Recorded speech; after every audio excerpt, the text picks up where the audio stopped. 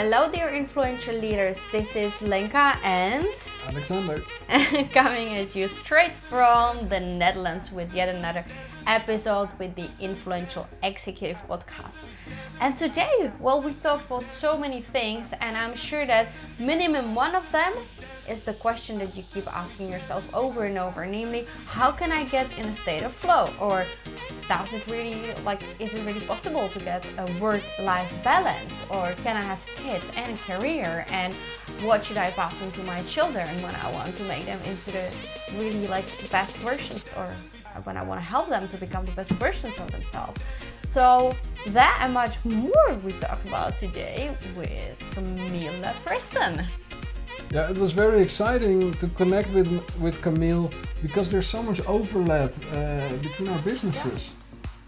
Of course, I need to mention that this episode is sponsored by our business Earn More, Work Less, and we help companies to get rid of stress in the office. When there's stress, that's a red flag that people are no longer in control, and so a couple of actions are needed to get back in the driver's seat. Well, that's one of the topics that came up today. Yeah. We speak about how to manage your own family and combine it with working life. Is work-life balance really a thing? We speak about the importance of intuition, relationships, emotional intelligence.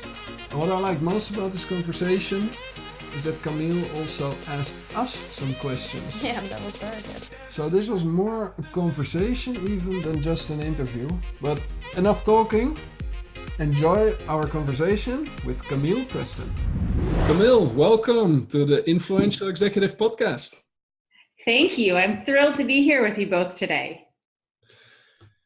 You are the founder of AIM Leadership. Is that for AIM, or do the letters stand for something else? Sure. So I like that it has a dual purpose, because every leader is aiming for more, typically.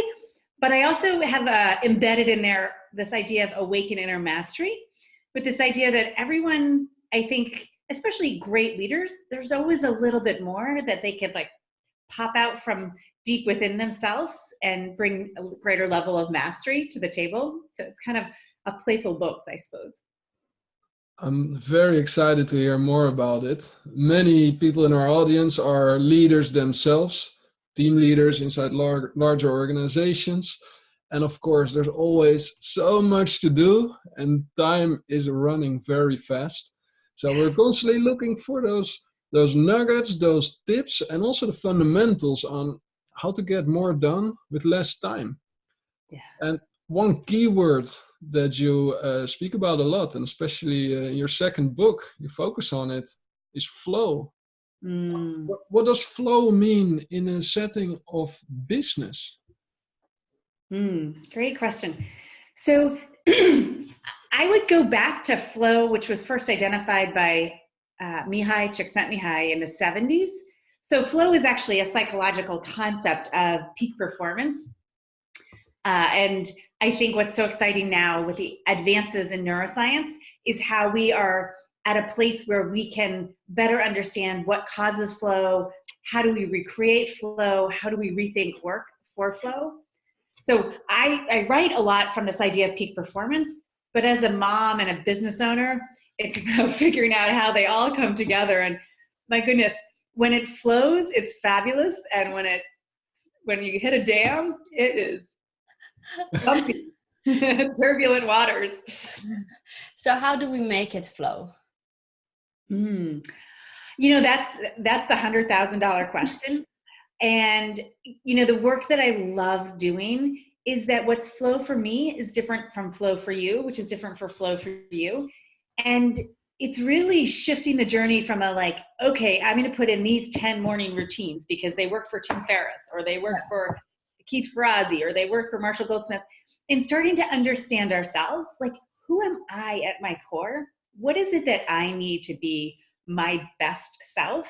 And then how do I start to rethink how I structure my days, how I structure relationships, how I position myself for success? So you all saw all the light in here. I love bright light. Morning sunshine is so important to me. That's one of my triggers for flow. but it's about working with people to figure out what is it that they need. And it's amazing. Even the most successful leaders that I've worked with, scaling companies, in VCs, in large organizations, don't have a lot of knowledge about what they need to be their best. It's really humbling. And would you say that finding a flow is a skill that everyone can learn, and especially leaders should learn? I think it's a skill. If you think of flow in the psychological state, I think flow hacking is a skill. Flow optimization. I think managing your state, rethinking how you operate so you spend more time in flow. Those are all skills.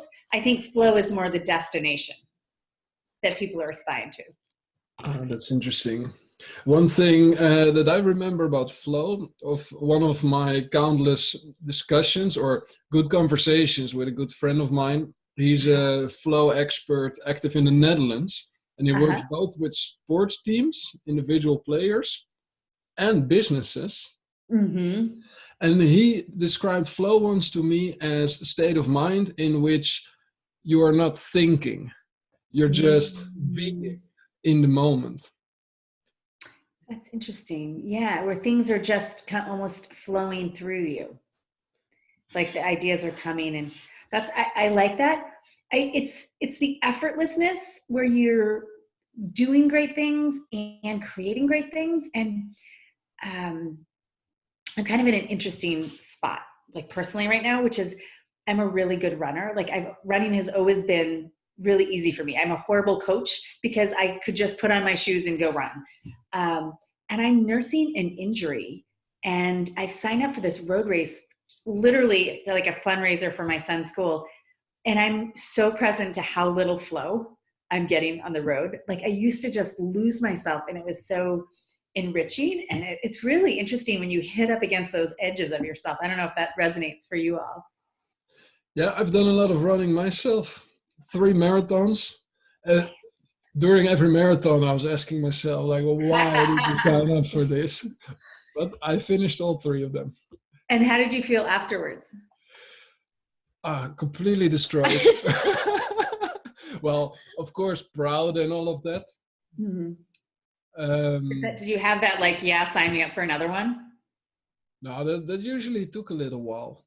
It was more like, okay, I'm happy I have this behind me. I can tick off the box. I know I can do it, and never again. But different circumstances presented itself, so I ended up signing up for 2 more. And then some injuries started to become more persistent. So right now I'm happy the moments I can go for a run. So I'm curious, where do you all find flow in your work these days? Where are you seeing that show up? Well, for me, I could really relate to sun. Yesterday, I had such a great moment because last week I promised myself I'm going to really follow my feeling. So a lot of my feeling, let's say, pushes me into a direction. And then sometimes my mind overrules it and says, I'm not going to go that direction. And it's very often where I could find flow. So yesterday I was really doing it, and I ended up having a very productive day just because of beautiful sun. And I always like having my cup of coffee or cup of tea next to me and have a quiet room. I always like having lots of light inside of my house or inside of my office. So that's basically for me the most important, and as well reflecting in the morning, like really setting up my mind into what do I feel like, what am I inspired to do.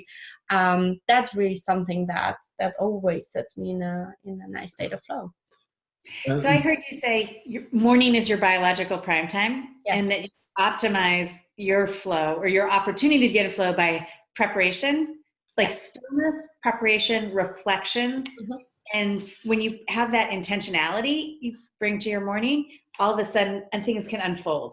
When you're aesthetically motivated in a beautiful space after stillness, that's awesome. And then you can't control flow, but you can control your environment fantastically. So that's intriguing. Yeah, it's a nice way of looking at it. We lately we've been listening a lot to Abraham Hicks. And it was actually a woman's voice. So I tend to say she speaks a lot about momentum. You know, this idea that at night all momentum subsides, you're asleep. So it's as if your world just doesn't move, doesn't change, doesn't exist for a while. And as you get up, you have a completely clean slate ahead of you, and you can set up your day to have a positive momentum. And especially when you design it with some smart steps in the morning that work for you personally, you can just get a momentum going that just keeps on going your entire day. And that's what we've been playing with, and it's been very good. Yeah. And that's interesting. So putting an intentionality to close things down in the evening so that there's white space to open things up in the, and then you have kids and it all goes out the door. Yeah. No, we just have 3 cats, and they might sometimes pull you out of the flow. Often they as well generate flow for me. Like they give me this, I don't know, this nice calm feeling, and that sometimes helps. I will be interested in hearing how busy leaders can get in a state of flow in very destructive environment, like lots of open space offices. That's where you have distractions everywhere. And I think lots of people struggle with really getting into a state of flow. So do you have any tips for those individuals? Yeah, no, I think it's a great question. I would say my first book was like it was an aspirin, like a painkiller. And my second book was a vitamin, like here's how to do it like in a fabulous way. And sadly, I think the world really is much more interested in painkillers or aspirins. And so a lot of the work that I harnessed into the second book, I've really repurposed for leaders because it's about managing bandwidth. The primary challenge I see almost every leader struggling with is how do they manage the volume, variety, velocity, and veracity of things that are coming over the transom to them? How do they hold all of that and prioritize the things that are most important? So flow is fabulous. I think a starting point for a lot of folks is getting them back in the driver's seat, getting them to a place where they feel like they're in control. Sounds so small, but it's so fleeting to so many folks. Does that resonate? Yeah, it resonates very much. We also defined 3 levels of performance at work. And at the bottom level, we see people just being stressed. Always one step behind, always in a hurry, always too much to do, not enough time, working on one thing while already thinking about everything else that needs to be done, and you're just never present in the current moment. That's a moment where you tend to even create more work than finish because you cannot think clearly. Yes. So the first level up, the first step is indeed to just get in the driver's seat. Take back control and to feel that you have power over what's going on. Yeah. And those little steps that you mentioned of like what you need in the morning are so simple, but you do those, it gets you right back in the driver's seat. I'm sorry, I didn't mean to interrupt. Yeah, well, that's a great point. There's simple things you can do. And of course, having a structure, a systemized way of working, of managing your information, writing down everything you promised, committed to, so that it's not in your head, but that you save everything outside of your head. That's a huge one there. And then when your head is empty, you create space for the third level. And that's flow. That's where you manage to get into situations that you love being in and just be present and flow with it. Typically, they're a bit more challenging. There are things that you like, things you're good at, things that have a clear goal.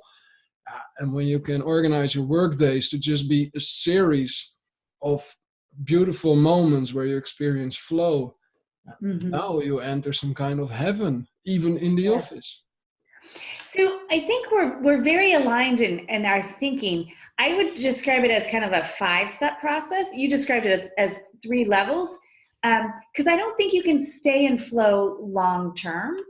I think it's about stepping in, stepping out, stepping in, stepping out. So I think about preparation, that purposeful struggle where you're doing the good work, you're doing that heavy lifting, and then the release where you step back, you pet your cats, you enjoy some sunshine, you take a walk, you empty the trash, whatever those things are. So you prepare, struggle, release, and then if you optimize those three, you increase the likelihood of flow. I think I get scared sometimes because we all want flow, and it can be when we seek it so desperately, it can be fleeting. Does that make sense? Like today's going to be the day, and it's like, no.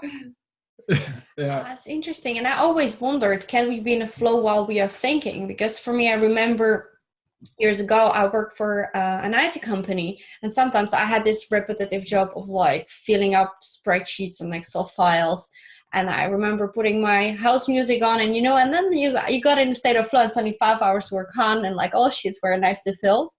I'm wondering, can you really think while being in a state of flow? Yeah, I mean, I think flow the research says flow is a neurological state. It's a psychological state. The neurochemistry is different. Mm-hmm. It's like that peanut butter meets chocolate Reese's moment where ideas come together. So what you describe, like, I wonder if you're entering data, you might do it faster, how you're entering data. But if you also are noticing trends that you might not have noticed, or seeing things, or having new insights, that's where I think flow is really, it's about execution, but with the ideation or innovation that comes from being in that deep thinking. I don't know, does that resonate for you? Yeah, absolutely. Yeah, it's also nice. It really like makes the difference between the two, because indeed every now and then it was just light and easy, I would say, but every now and then it was light and easy, and there were some new insights about how to make it better, faster, nicer, suddenly like you have those clicks. So it definitely resonates. Yes. Yeah.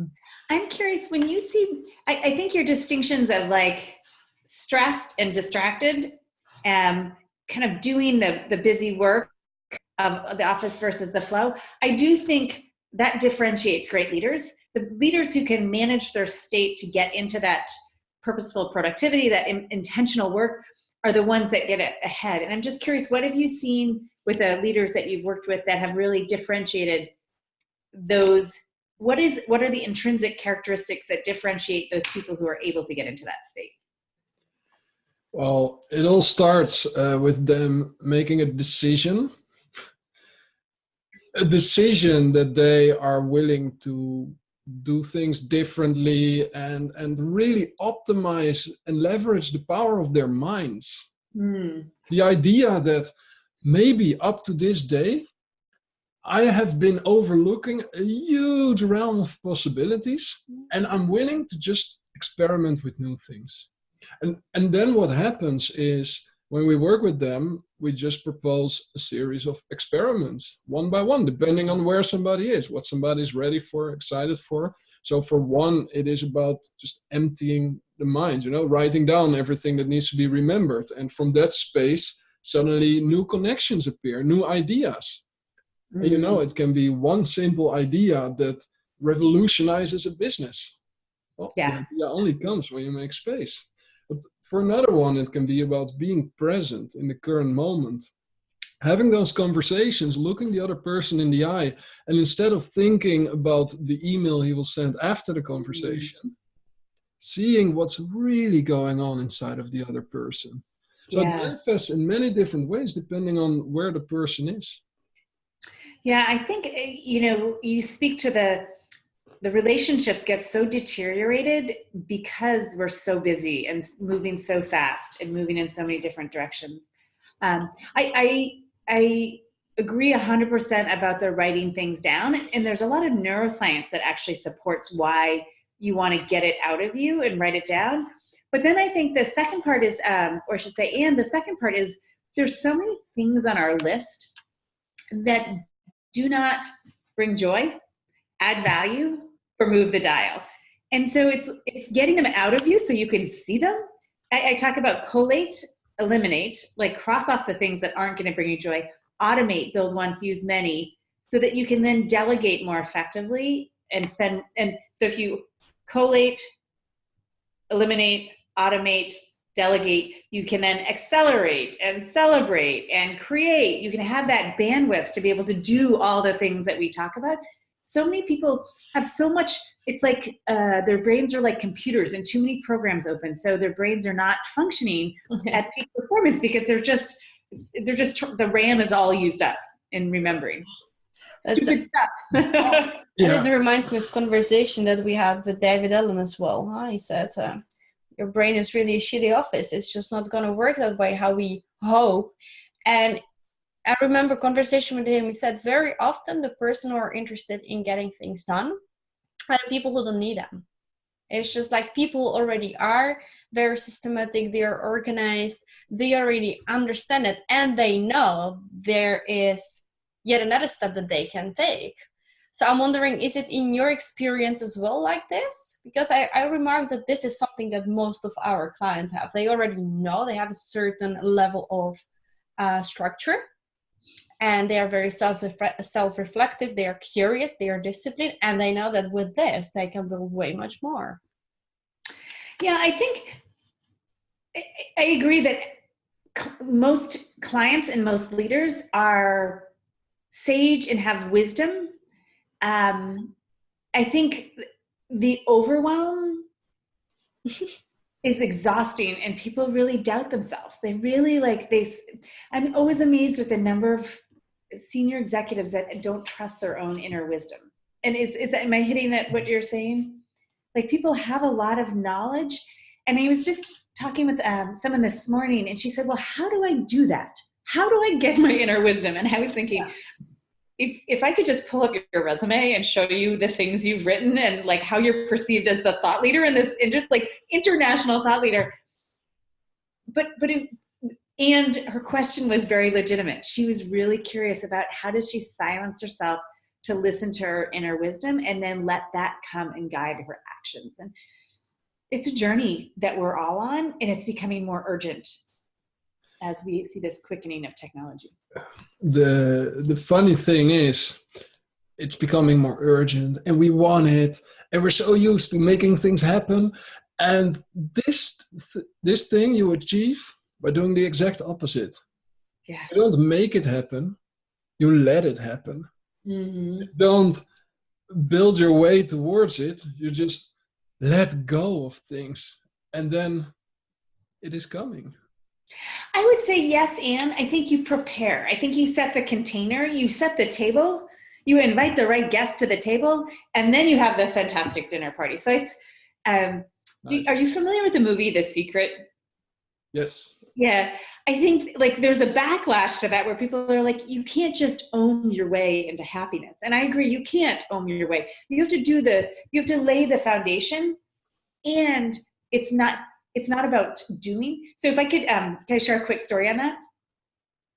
The thing that kicked my tail to the curb and back was trying to get pregnant. Because you can't do your way into being pregnant. Like, you can do everything possibly right, and you can't do your way into being pregnant. Like, you just can't. And that was perhaps one of the hardest journeys, because I had done so much in my life. And I think that speaks to what you're talking about. And it's a more personal metaphor, but it's really about how you be in the world. I'm curious, is this resonating? This is so brilliant. I'm now immediately like, okay, so I'm really wondering what was for you that cracked the code. And I like most people know about our journey with Alex, we're very open about our personal stories, and we're trying to get pregnant and things didn't work. And then I figured out that I'm carrying genetic disease after my father. Long story short, been through pre-implantation, IVF phase.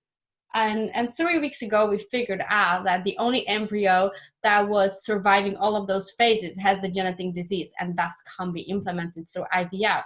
So it's just, I don't believe in coincidences. So I believe that you are here right now for a very good reason telling this story. Thank you. I didn't know any of that. I apologize. I hope I'm not talking about something. So there's flow and serendipity, because it's not your typical professional story, right? It's not. No. So I will say it was the hardest thing I've ever done. So I take my hat off to you both for being on the journey. It is long and arduous, and the uncertainty is so painful. And I don't know your experience, but it felt like everybody was getting pregnant, especially people who didn't even want to get pregnant. You're what are you doing? That's true. It is true. Yeah. And so it's this interesting, it's this interesting, so I'll give you a metaphor. So I came to leadership development from law enforcement, working with police executives, police chiefs in large jurisdictions. And my first day on the job was 9/11, which is the day that hometown security became homeland security. So all of a sudden you had these big police chiefs who like everybody was turning to, and they were like quaking in their boots themselves. So I said that as a context. I carry one donut with me because cops do eat more donuts. One donut, and if you think of a donut, there's the donut hole, which is your comfort zone. Yeah. There's the donut, which is your learning zone, where you're growing and stretching and taking new actions, and it's like it feels good because you're challenging yourself. And then there's the outer edge of the donut, which is what terror's edge is. Mm-hmm. It's where you hit up against those things that really scare you. And outside of terror's edge is where it can be like a free fall. And for me, infertility was like intentionally stepping past terror's edge time and time again. Like I was so out of control of my body. I was so emotional. I was so hormonal. And it was like the definition of insanity, doing the same thing, expecting a different response. So for me, that was like really about I did a TEDx talk on the journey. So that's a resource for folks. But how do you pursue something that you want with like quiet desperation? If it was just might be a little too close to home. So here's what I would say is there's a lot of options out there. Is it an option to do more IVF cycles to see if you can clear embryos without the genetics, or is that not in the cards for you all? Yeah, it is an option. Right now, we're mostly in a space where we say, okay, is it right now good timing for us to do that? Because we feel that we've been living life at 200 miles an hour for the past 8 years and then some. Yeah. So this whole notion of you cannot force pregnancy, we believe that it's also very much a matter of letting go and relaxing and letting the body settle back into its natural state, its receptive mode. So part of us says maybe it's good to just wait for a little while and get back into, let's say, a more natural rhythm. Well, that's interesting because the chemicals, like it is hijacking your body to try to get it to do what the chemicals want. I think it's a little bit more complicated because time matters. Like women have a clock, so that's something to consider. I also think I believe that, like leadership, fertility is part science, part art of like getting the right chemicals and the right triggers, and then part art. So part science, part art, and a huge part of heart is having your body be that receptive place. I think that's leadership too, right? There's a science of leadership, there's an art of leadership, which levers to pull when, and then there's the heart that drives change. I also think right now we're in such an exciting time for infertility in terms of stem cells, being able to create embryos from stem cells. And then also donor eggs are, I think, a really exceptional option. I think like if that becomes another viable choice. I happen to live in one of the fertility capitals of the world, and we would love to welcome you into our home if you come to Boston. Like I can make lots of recommendations for great doctors. I'd love to have you.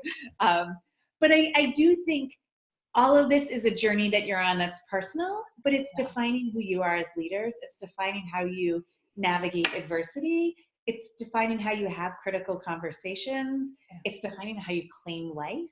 So how you create life, yours and potentially others. So I will hold you both in my heart and continue to, if you want to talk offline, we can continue. Thank you. Yeah. Does that resonate, the heart, art, and science of leadership?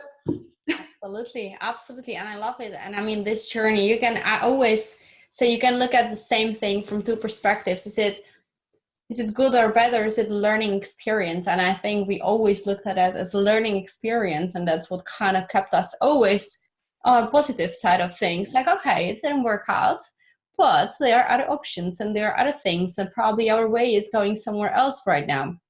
So yeah, it has definitely helped me to grow up as well as a person yet again, and show me that there are so many beautiful things out there if you want to see them. So. And it's a choice. It goes back to what you said about a lot of this is a decision, deciding how you want to engage with your life, your day, your flow. I can imagine. And now talking about preparation, you're in an interesting phase now as well, because it was all business and go, go, go. And now there's family. So there's a whole other world opening up that maybe doesn't always respond as you like or expect. And what are your lessons learned so far from shift from business world to business world plus family world? Yeah, I think it's an interesting, it's a good question. I think when you have family, you have less latitude to like jam things in, like pull late nights and what have you. So preparation becomes that much more important when you have multiple parties relying on you. So I have my business. I'm a partner in a Boulder-based venture capital firm, and then I have my family. So there's lots of different levers. The preparation becomes that much more important, combined with the systems and strategies of how do you keep each train running, but then also how do you close down a chapter to open up another chapter? How do you shut down work so you can be fully present? And then like doing that, the cans. And I would say the one thing that has been the most joyous part of that for me is really shifting my mindset about how some things happen. And I'll give you a quick example. So a lot of people have a lot of opinions about co-sleeping and whether like it's good to have kids sleep in your bed. We put our daughter down to bed every night in her bed. We go to sleep every night in our bed. And invariably we wake up and she's in our bed. Like, I have no idea how she gets there, like what happened or like what time she showed up. I mean, short of like locking her in her room, I'm not sure what else we would do. And so rather than, for a while, I used to like fret and like, oh, what am I doing? Is this scarring her? Like, is this bad? And now I just think, how blessed am I that she wants to be this close to us? And, you know, the oxytocin of snuggling someone, I'm like, you know what? She's just taking care of herself. She knows she needs that connectivity. I'm going to let her come in and snuggle. And so I think shifting away from my like, oh, it has to look this way, like this is what good parenting is, to like, wow, like this is what is. And I become increasingly clear about the systems and strategies I need in place to be able to make those transition points, which is very aligned with what you talked about as like managing your stress as a leader is so hard. Managing your stress with multiple roles becomes so important too. Well, give us some of the strategies. We love strategies. Well, I told you and this is a resource that's on our website at eamleadership.com/resources, but the create more time, the 5 steps, the collate, eliminate, automate, delegate, right, celebrate, create, amplify. That's like something I do 2 to 3 times a day, because it's like closing down one chapter, opening up another chapter, and it's about optimizing my brain.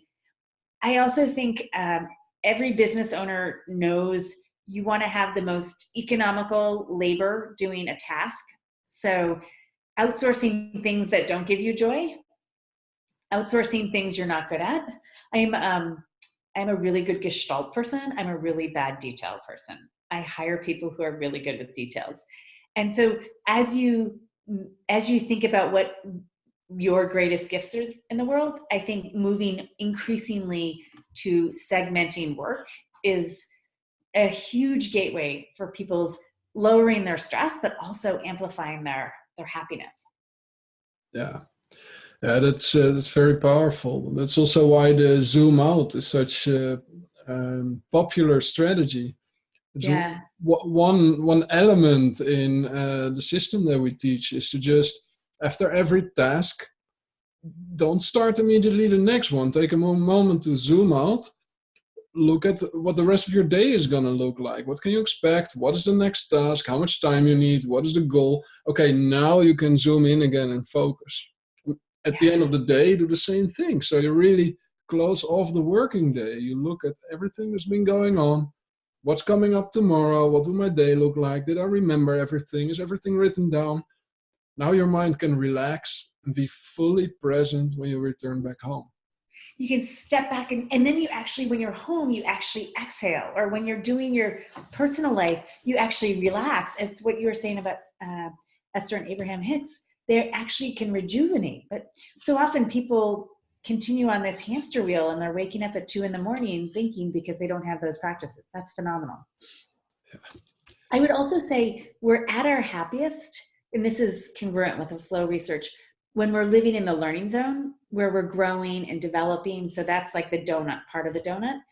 And start to explore your days. How do you spend more time on the donut or in the learning zone is a really powerful frame to kind of optimize happiness and impact.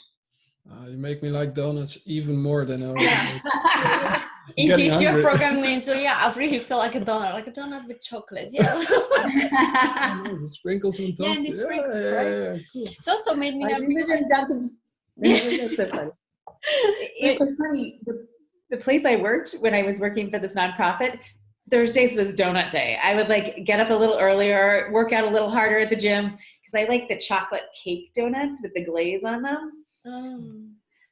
Nothing like that, and like 7 cups of coffee to counterbalance the sugar high. Balance is important. Yeah, indeed. Those are my younger years, I suppose. Talking about balance. Yes. Yeah. What do you want to ask? Yeah. Okay. I had a question still about children. I'm like, if I don't ask it now, then the flow is gonna go. It's just one thing I realized about life is, there's the subconscious and the conscious mind. So 2 minds, and the subconscious mind is running most of our days. Studies show around 90%, and it's just choosing behaviors based on what happens around us.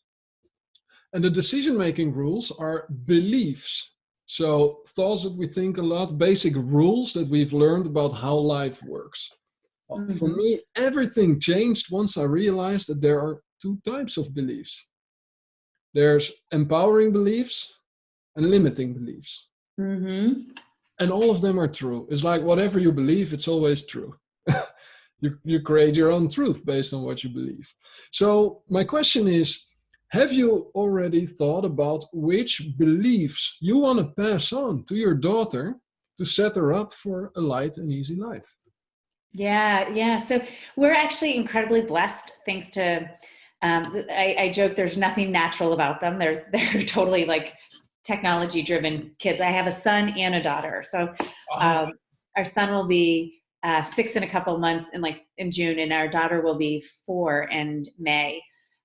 So it's both of them. And what's so interesting is they're wired so differently, just like they just came out of the womb differently. I mean, my daughter would run into she dives into anything. And my son is a little bit more like, talk me through this. Like, what is this going to look like? Why can't they come play at my house? I've never been to their house. Like, I'm not sure I want to do that. And it's interesting. One of the things that I have, practices that I've brought to bear from my training is every night that I'm around, I try to snuggle them at night, give them some like oxytocin to go off to sleep on. And I often whisper kind of sweet nothings to them. Like, I'm so proud of how courageous you are, or creative or curious, and what a good learner. And I really speak to my son about all the skills that I hope he steps forward into. He might not have manifested them yet, but it's amazing because he will lie awake. Like last night, we had friends in town and we were at a dinner, and he was lying awake I came home and he said, snuggle me, mama. And what he really wanted was those sweet nothings. Because as soon as I started talking about what I see in him, it's a sweetheart. So I think as leadership experts, we're about setting the bar for people, helping them see what they're capable of becoming, helping them believe into that, and helping them craft a path so that they can become all that that's possible, awakening their inner sense of mastery. And I'm working pretty hard to try to do that with these kids because, my goodness, they are so fun. And let me tell you, they teach me more than I'm teaching them, without a doubt. It's a constant journey. That is awesome. Does that answer your question? Oh, yes, it does. It's beautiful. Yeah. I was wondering, because you talked about balance. We often speak about this life-work balance, and I was just wondering, what is your point of view on life-work balance? Is it something achievable, or does it exist? What do you think about it? Yeah, that's a great question. I don't believe in balance, because balance suggests like it's going to be like this, and you're going to balance it out, and it's always going to be like this. I think about work-life integration. What are the things that bring you so much joy that you love doing? And how do you integrate the work ones with the life ones? And so I'm blessed because I love what I do. Mondays I miss my kids a lot, I'll be honest. But I love the work I do as much as I love time with my kids. So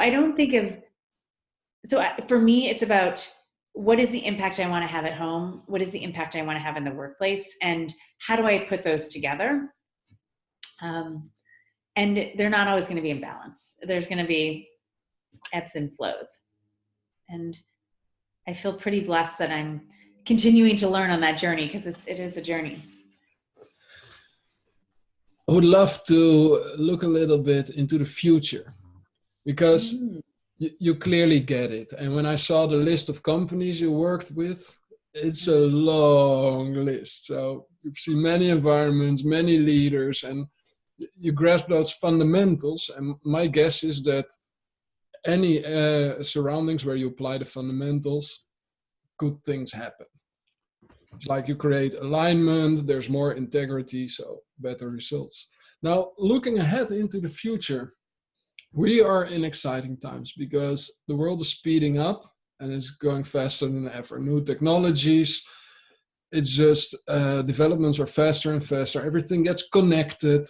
There's an app, a tool for every little thing you could wish for. So also starting a business is easier than ever before. Now, here's a little thought experiment I would love to do with you. What is your vision on what will be the most valuable company in the world in 2030? So that's 11 years from now.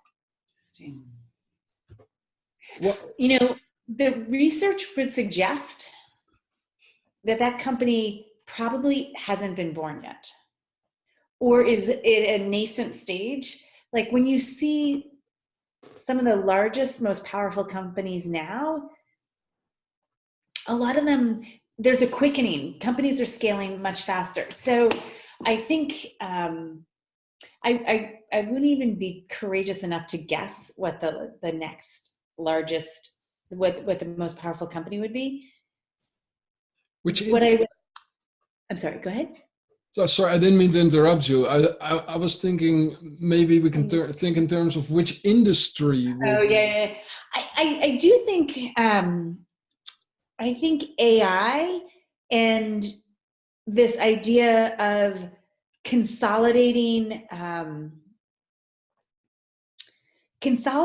knowledge and being able to make more educated decisions, just like we all get in on an airplane, and many of us have no idea how an airplane flies and gets from point A to point B, but we trust that airplane. I think that's the same familiarity that we're going to have with AI in 11 years. I think my kids are going to laugh at the fact that we weren't sure.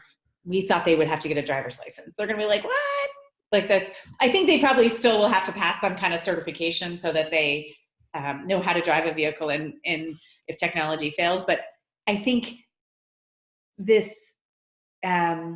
trust of technology and intertwinement within our lives, which results in a level of surrender, is going to be transformative.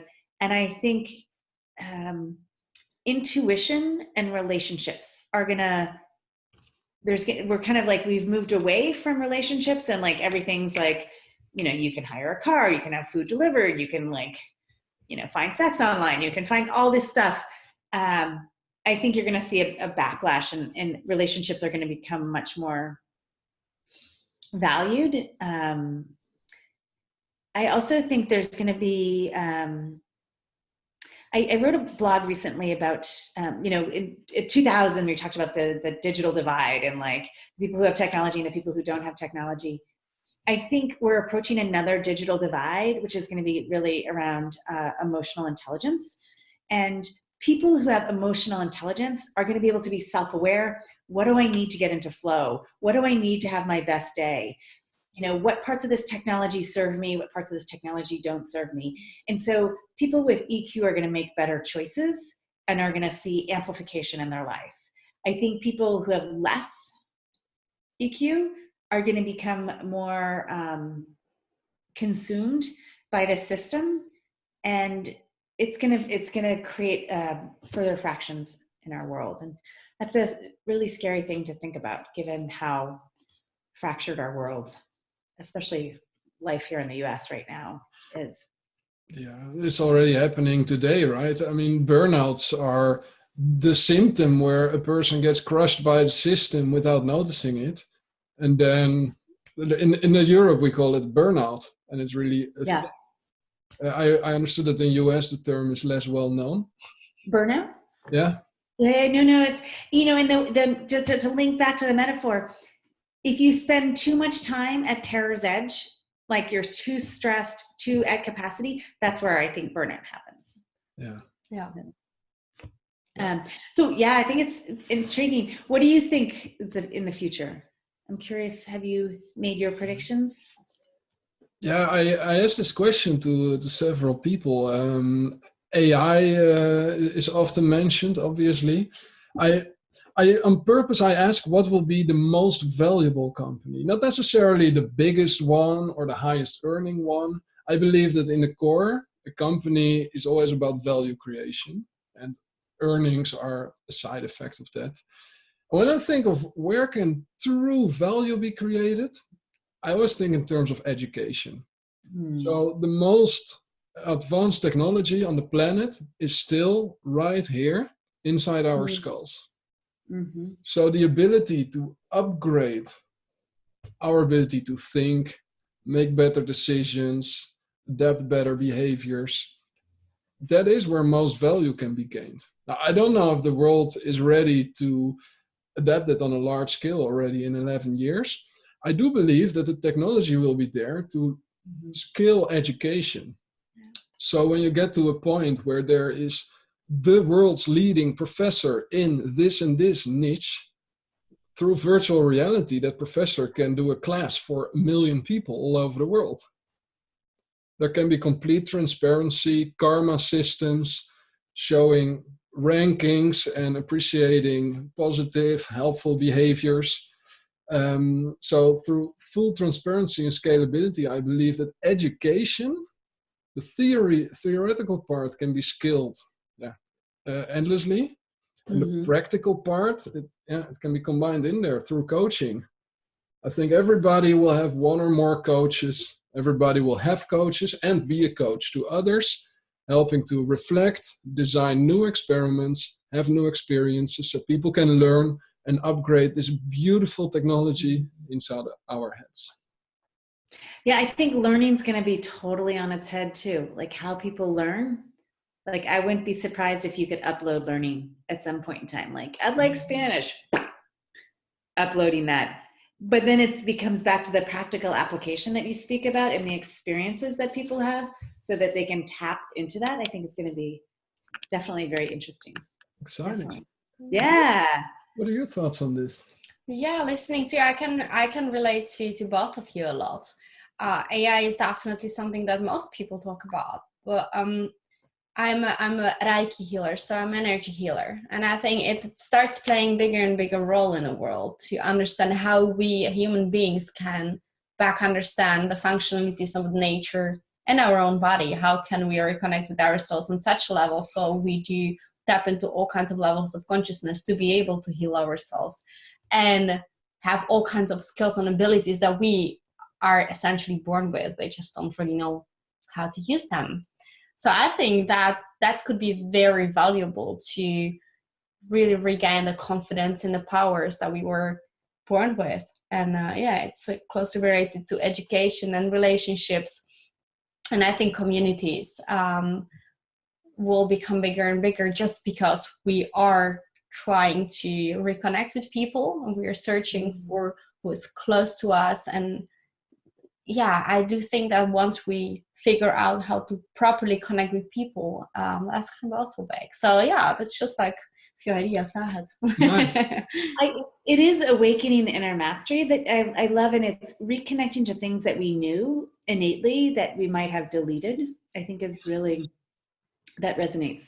That resonates. I realized that one of the characteristics of flow is that time gets distorted. Absolutely. I am shocked to see that we're already at the full hour. Now, I would love to spend somewhere around 7 to 9 minutes on one specific section in our interview, if you still have a bit of time available. Yeah. Go for it. One section that we particularly like is rapid fire question round. So what we have here is a list of words and a few short questions. The challenge for you is to answer with one word. Okay, hold on. Let me put a cushion under my feet. That'll give me more energy to like. Yeah, I'm ready. Okay. Yes. Word number 1 is effectiveness. Joy. Team. Powerful. Money. Flowing. Success. Oh, happiness, impact, joy. Leader. Servant. Inspiration. Internal expression. Contribution. Core. Self-fulfilling. Secular. Value. Essential. Fun. The reason we live, the reason we create, the reason we exist. Spirituality. Personal. Vacation. Rejuvenation. What is currently the number one thing on your bucket list? Oh, personal or professional or mom or family? I thought when you believe in work-life integration, there's just one list. Oh, that's a good. That's touche. It's funny. I've been coveting doing some spiritual work with a very dear friend of mine who is a VP at Google, has a shaman live in her house in New Mexico. And I was on tap to do a couple day journey work with her. And I woke up this morning and I was like, wow, April is the month. So that was my insight today. I was like, I want to spend some time in Arizona, in New Mexico with this woman doing some journey work. Oh, it sounds fantastic. That is very cool. That might be what I asked my husband for my birthday. Not that he funds it, but that he gives me the couple days away from the family to do that inquiry and kind of. It's gonna be daddy time. Yeah, neat. What would be the number one personal book that you would like to recommend to our listeners and viewers? So I'm not going to recommend my own book, but I think that's phenomenal. I'm reading a bunch of different books right now. I think the one that I find so powerful and so personal and so impactful is Becoming, Michelle Obama's book. I just feel just her voice and her power and her personability is just really compelling. And I feel as a woman in this country, as a professional woman in this country, it gives me such hope to see a marriage that's so just aligned and not effortless, but real and genuine. And I've not done that, but I'm definitely like, ooh, this is delicious. Cool. What do you say is the purpose of life? Ooh. I used to have a tagline for that. I used to say the purpose of my life is to be a secret agent for love, inspiring people to explore and create magnificent. Oh, I love that. And I love this idea of being a secret agent because it's like, I've got this little plan of like what I want to do. And it's about awakening that inner mastery so that they fall in love with themselves, so that they like have a greater impact on the world, how they have more fulfillment. Mm-hmm. And what's funny about it is my clients are all business clients. They're all executives or leaders or professionals or organizations, which makes being a secret agent for love even more fun because that's not what companies pay for, right? On the cover. I love this. Yeah, and it's the only way because you're right. They don't pay for it, and but they love it. They come back for more and more and more. So they like it. They just doesn't have an ROI that they can see. Yeah, and it works. It feels good too. Very cool. I don't have any more questions. So, well, I would have many, but then we have also time limit. So, for everyone listening right now, how do they stay in touch with you? Oh, I would love to connect with people on LinkedIn, Camille Preston. I would love to have you join our newsletter. And we have a ton of free resources where we try to summarize concepts to 2 to 3 pages at aimleadership.com/resources. So if you like the donut or create more time or more information about flow or how to prepare, or if you might be a procrastinator, there's all these tools about how to take control on the website. So go check out aimleadership.com/resources. Is that helpful? Yeah, for sure. I've noted it down, and we're going to put it in the show notes as well so that people can easily find it. Fantastic. And I'm excited to hear about how your journey unfolds. I would love to stay connected on that. Absolutely, we will do. Let's do that. Camille, thank you so much for taking time out of your schedule for us and for this wonderful conversation. Thank you so much. Such a joy. Thank you. I'm so happy that Camille was so open to share as well her personal story, recommendation to watch her TEDx talk, and that she just shared so much about her life and how things work. It was such a nice, indeed, it was really conversation more than interview. I really enjoyed that. It's very refreshing. Yes. I've seen many people wear some kind of mask at work, pretending to be their role, whereas there's an actual person behind it, and the person has friends and has a family and likes to make jokes and watch football and drink beers. And here you see the real person behind the leadership expert. This episode was sponsored by Earn More, Work Less. We help companies get rid of stress in the office. We help individuals as well.